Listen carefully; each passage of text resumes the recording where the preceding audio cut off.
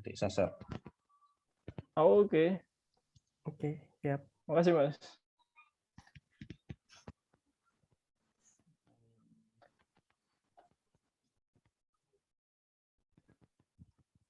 Nah, sebelum saya mulai, saya pengen tahu dulu ini alasan dari Mas Agung sama Mas Fajri untuk belajar whiteboard animation ini ke arah mana supaya nantinya apa namanya bisa bisa ketahuan gitu arah diskusi kita ke seperti apa gitu. Lebih ke nyari freelance juga sih, Mas. Di Fiverr gitu. Oke. Kalau Mas Agung sendiri? Kalau saya sebenarnya sih belum pernah, nggak tahu sama sekali, Mas, masih nol masalah ini. Cuman kan teman saya kan ini ngajak ini mau ini belajar. Ya saya nambah ilmu sih, maksudnya buat nambah ilmu aja nggak masalah.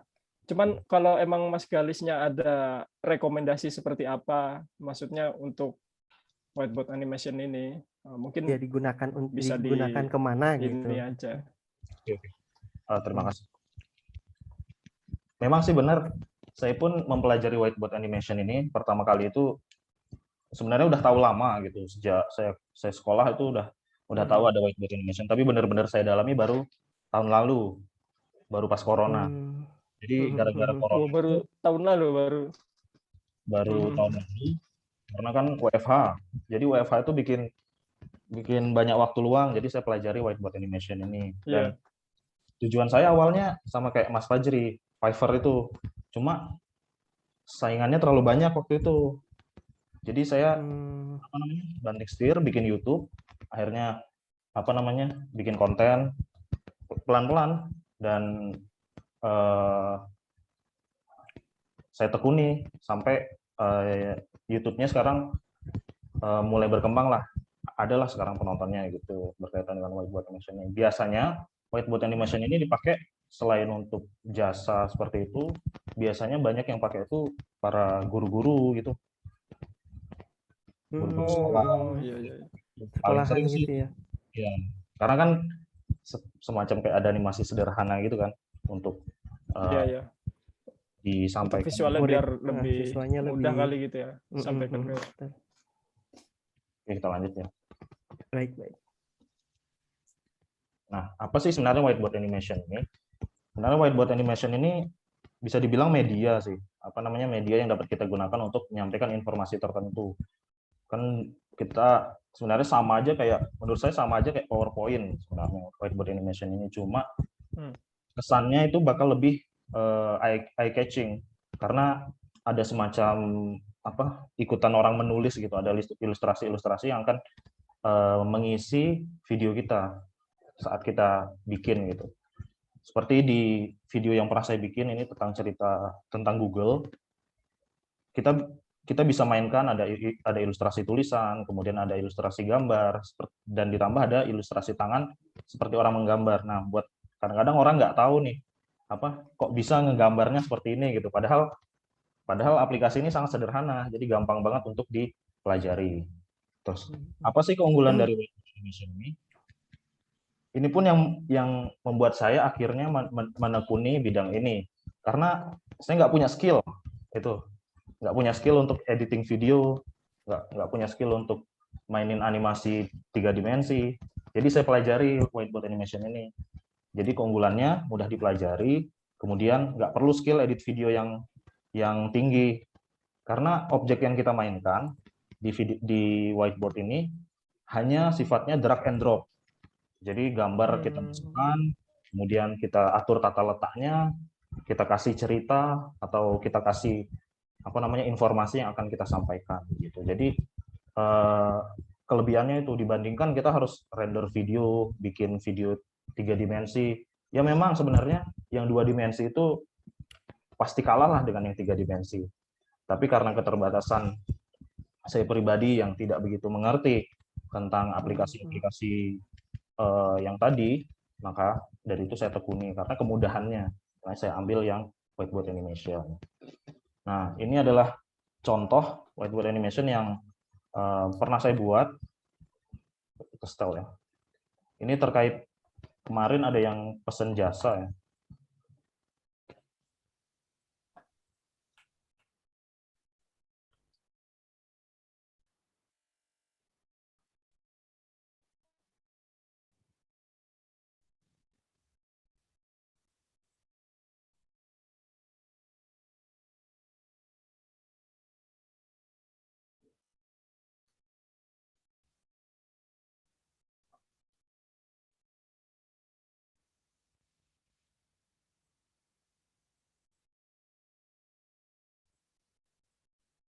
Tidak ada suaranya, Mas. Jadi, Iya. oke, sebentar.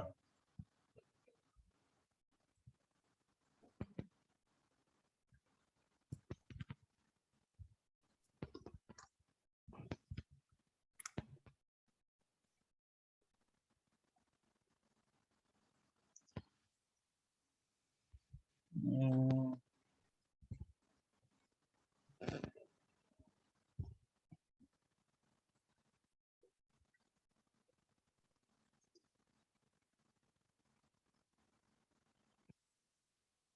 ada suaranya? Enggak, Belum ada. belum ada suaranya. Hmm, oke, sebentar.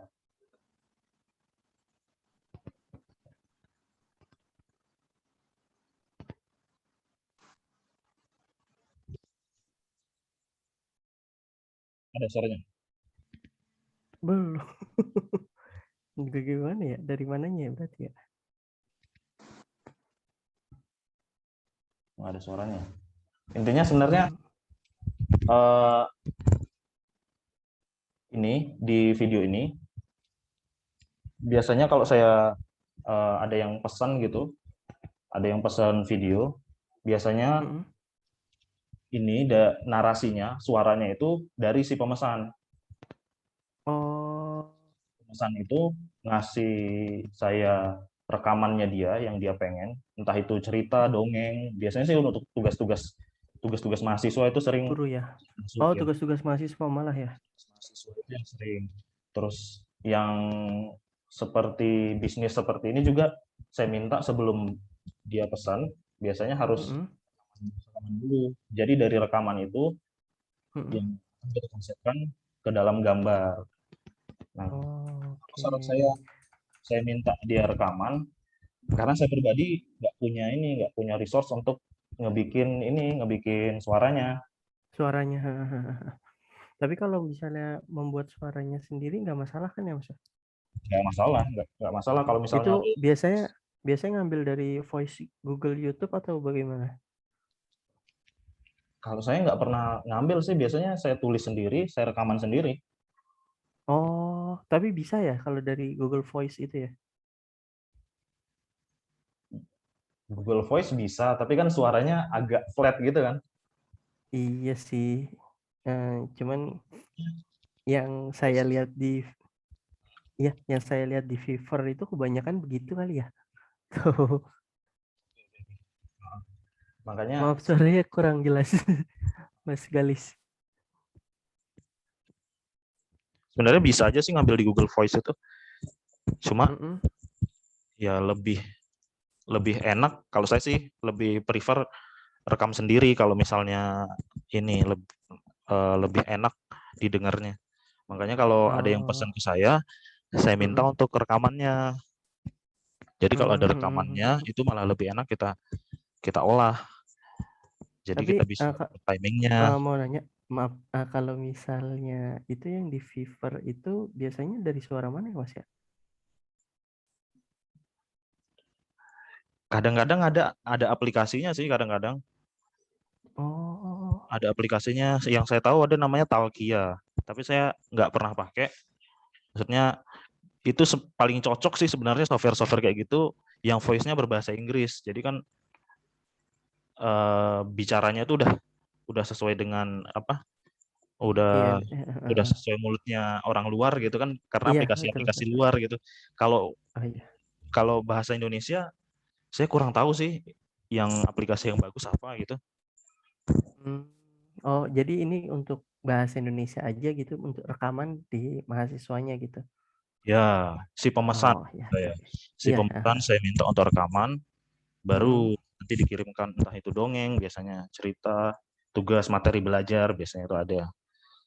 Oke, oke. Seperti video yang saya lihatkan ini tuh juga dari di pemesan. Oke. Oke. Mas Agung keluar ya? Mas Agung, iya koneksinya nggak stabil katanya. Ini di record nggak bisa ya, Mas? Bisa, Apa bisa. gimana? Mm-mm. Oh, Bentar. saya belum bisa ini.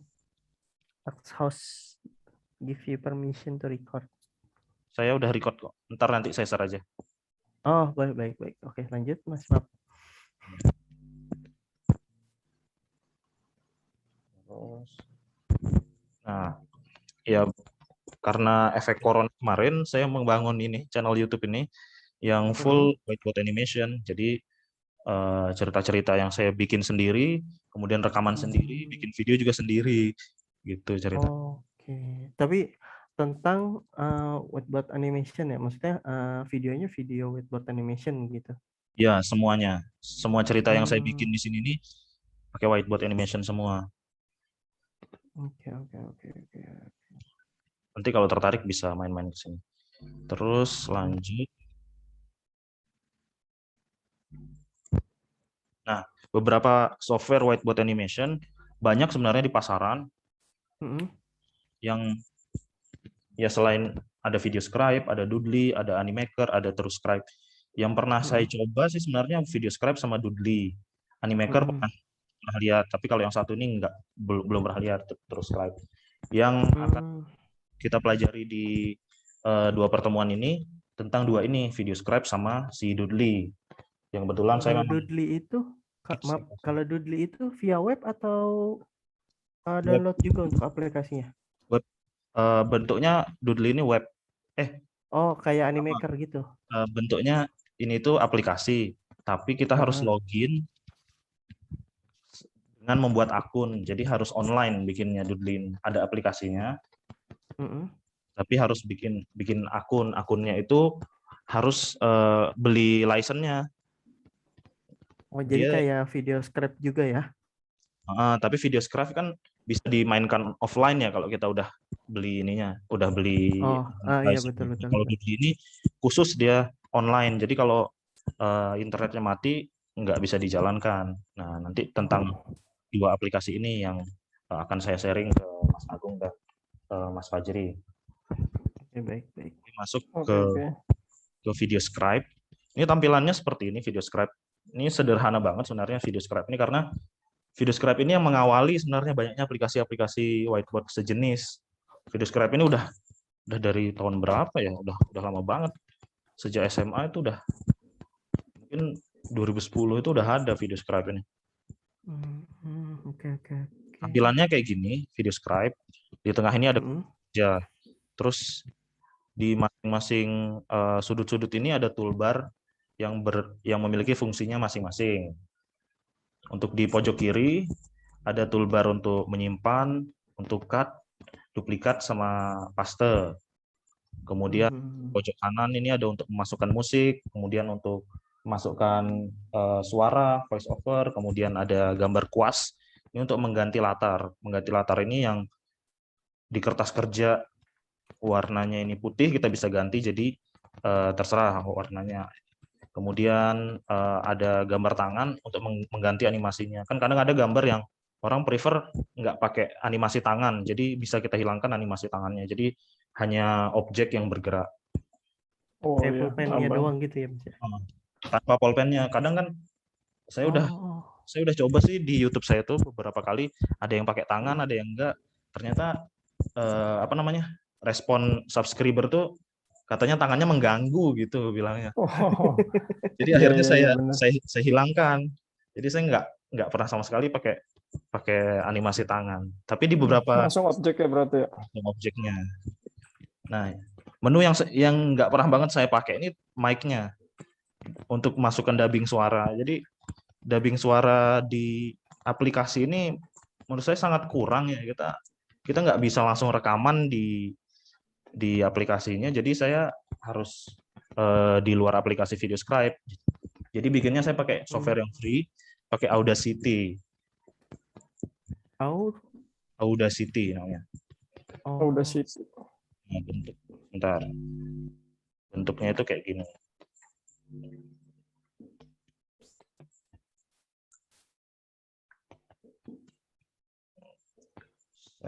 Sebentar. Nah, bentuk aplikasinya itu kayak gini, Audacity. Jadi sebenarnya terserah sih mau pakai rekaman pakai apapun, tapi Audacity ini karena free, terus user friendly, gampang banget dipelajari, terus bisa langsung dikasih efek atau dihilangkan noise-nya, diedit suaranya biar lebih jernih juga bisa. Makanya saya pakai di luar VideoScribe atau di luar aplikasi whiteboard-nya untuk suara. Jadi nggak pernah saya pakai yang mic. Kemudian balik lagi.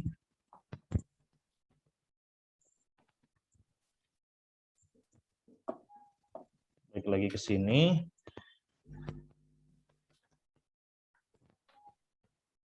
Di bagian pojok kanan, ini ada toolbar untuk play yang ini yang ada garisnya. Itu untuk memulai kita coba gambarnya. Kita udah buat, misal kita udah buat cerita di dalam kertas kerja ini, kita mulai dari awal. Kemudian ada play yang sebelah yang kedua, itu memulai dari objek tertentu. Kemudian yang gambar share ini untuk download video atau langsung share ke sosial media atau kemanapun. Kemudian tanda tanya ini untuk help-nya di aplikasi biasa. Kemudian di bawah ada toolbar, ada gambar, ada teks, ada grafik. Nah, gambar inilah tempat objek-objeknya berkumpul. Kalau kita klik di gambar ini, nanti kita masuk aplikasinya, langsung masuk ke objek-objek yang ada di VideoScribe untuk kita mainkan di kertas kerja.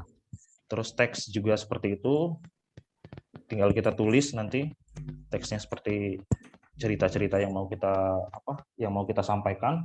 Kemudian ada grafik. Nah, grafik ini sebenarnya cukup membantu, cuma kurang bagus sih. Mending dari luar objeknya kita masukkan, kita import. Kemudian selanjutnya ada yang paling bawah, ini ada gambar kamera, ada mata. Ini khusus untuk mengatur posisi gambar. Oke, ini contohnya. Kalau kita udah, ini masih di slideshow.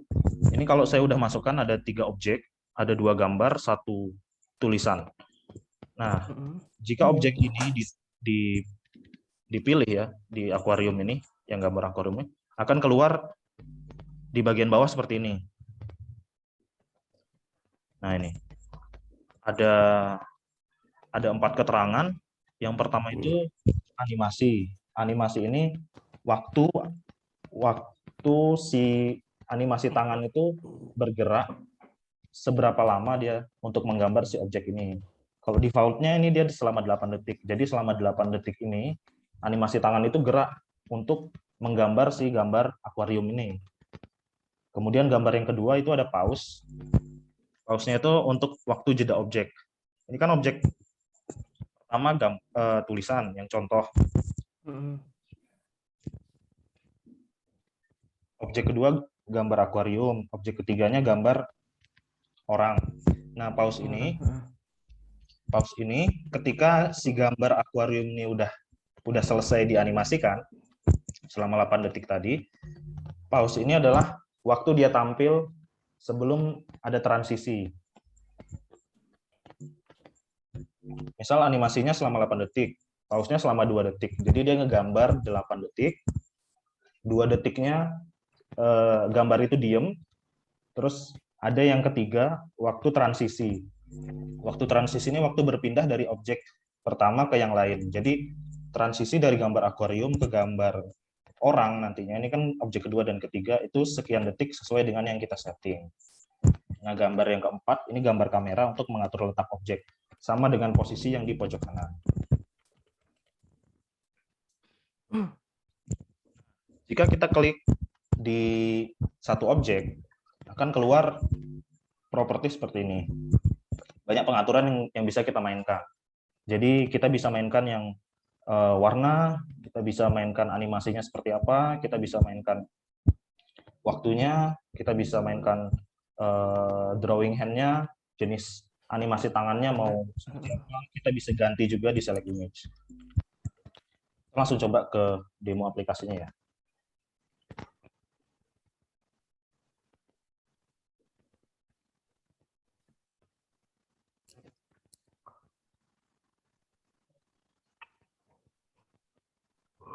Nah, ini sudah kita masuk ke tampilan video scrap-nya.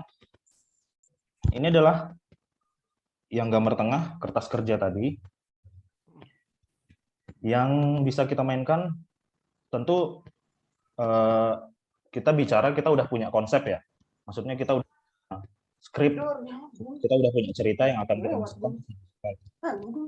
Kita ambil di pojok kanan ini, ada bagian image. Di image ini banyak yang bisa kita ambil. Misal orang, people. Kita ambil satu objek. Nah, kemudahan si video scrap ini karena drag and drop ya. Jadi tinggal gambarnya dipilih, dia udah langsung keluar. Kemudian ini call out-nya.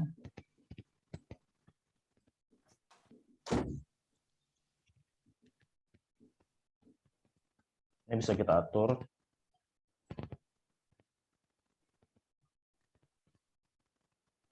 Seperti yang tadi saya bilang, yang kita atur dalam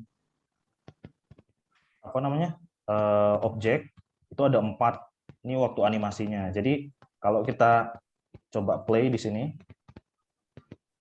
nah ini tuh waktu dia ngegambar ini waktu animasinya. Jadi di sini kan tertera 8 detik. Jadi selama 8 detik ini si tangan tadi, kuas tadi itu ngegerakin satu objek ini. Dia. Yang kedua, ya pause-nya. Setelah dia selesai menggambar, si objek ini akan tampil berapa detik gitu.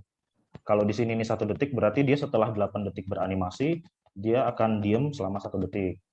Kemudian transisinya dari gambar yang ini, orang, ke gambar yang call out-nya ini, balon ini, itu selama 1 detik. Terus kalau ini posisi kameranya. Nah, secara default, yang sering kalau saya lihat beberapa di video YouTube itu yang jarang orang, nah itu sebenarnya penempatan kamera. Mungkin rata-rata udah karena ini simple ya, pasti sudah tahu lah mengenai timer ini. Tapi yang sering kelewat itu penempatan kamera. Secara default, coba saya lihatin ya. Ini hasil videonya.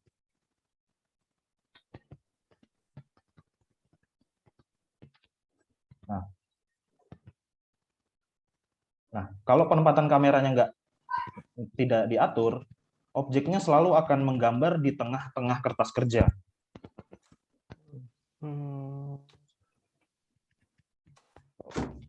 Saya tambah objek ya.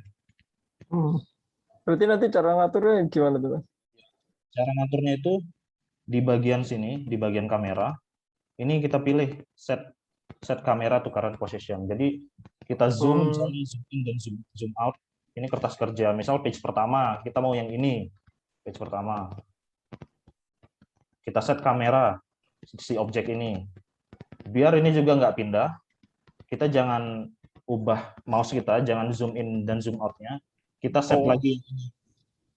Nah, set kamera to current position. Nah, baru misal kita ini sebagai page kedua di objek ketiga, kita geser. Ini kita set di sini. Oh ya. Jadi yang tadi gambarnya itu cuma di tengah, sekarang sudah lebih baik. Nah, ini sesuai dengan kertas yang tadi kerja. awal. Kertas kerja awal. Tadi videonya. Terus dia akan bergeser. Nah, bergeser ya, ya. Bukan cuma di tengah, kan tadi di tengah. Kalau itu nggak di-set, Iya. dia bakal di tengah terus. Dia akan di tengah terus ya. Itu. Terus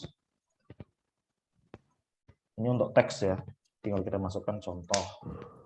Nah, di sini bisa kita ganti jenis teksnya. Fontnya ya. Kita bisa rata kiri, rata kanan, sama ganti warnanya.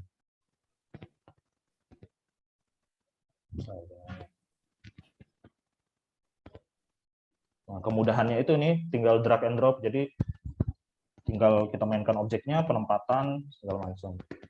Nah, untuk kita coba toolbar yang ini tadi yang puas ya. Ini untuk mengganti background-nya. Ini banyak background yang bisa kita ambil. Misal yang ini warnanya kita ganti, misal jadi kuning. Seperti ini. Oh, oke. Jadi biasanya sih paling bagus sih putih menurut saya ya. Tapi mungkin kalau nanti ada request atau apa, maksudnya misal dapat orderan yang requestnya warna lain juga bisa. Gitu. Nah, di bagian sini ada hand-nya. Nah, kita bisa pilih mau pakai tangan atau no hand atau pakai Oh iya. mau pakai pensil Zipper itu. gitu,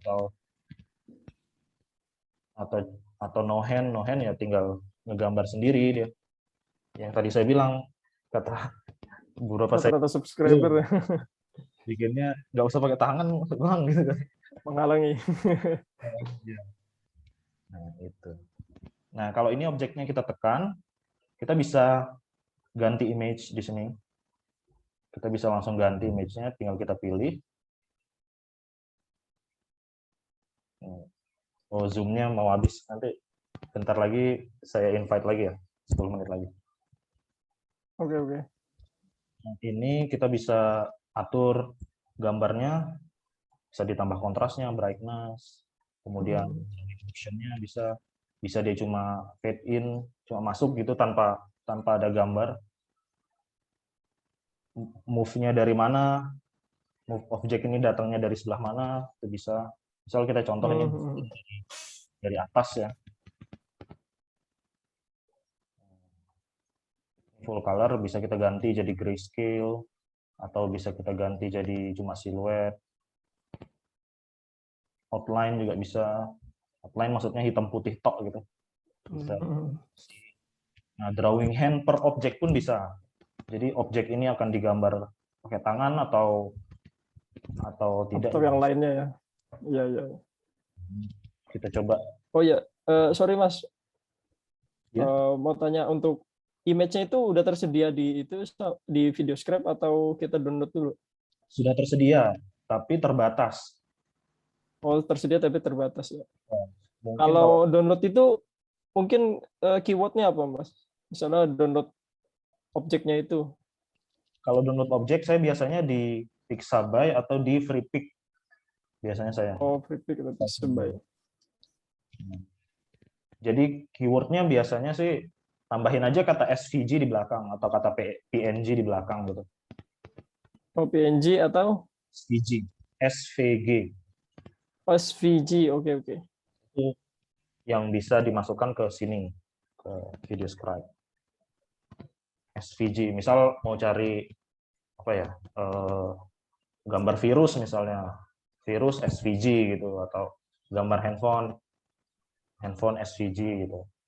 Tapi kan biasanya di internet itu kan ada yang license, ada yang harus di-attribution. Jadi makanya saya sebut Pixabay sama FreePik itu bisa kita pakai free. Terutama yang Pixabay kita nggak perlu attribution. Kalau di FreePik itu masih perlu attribution dan masih perlu kita edit lagi di FreePik. Oh, berarti rekomend yang Pixabay ya? Sebenarnya kalau yang punya pustakanya banyak itu di FreePik. Pustakanya lebih banyak di FreePik. Pixabay ya karena gratis dan nggak perlu atribusi. Tetap ada, cuma biasanya terbatas di Pixabay. Yang tadi kita ganti objeknya. Nah, move in-nya dari atas kan tadi. Iya. Tinggal kita bisa mainkan itu aja di objek. Ada yang ditanyain dulu berkaitan ini?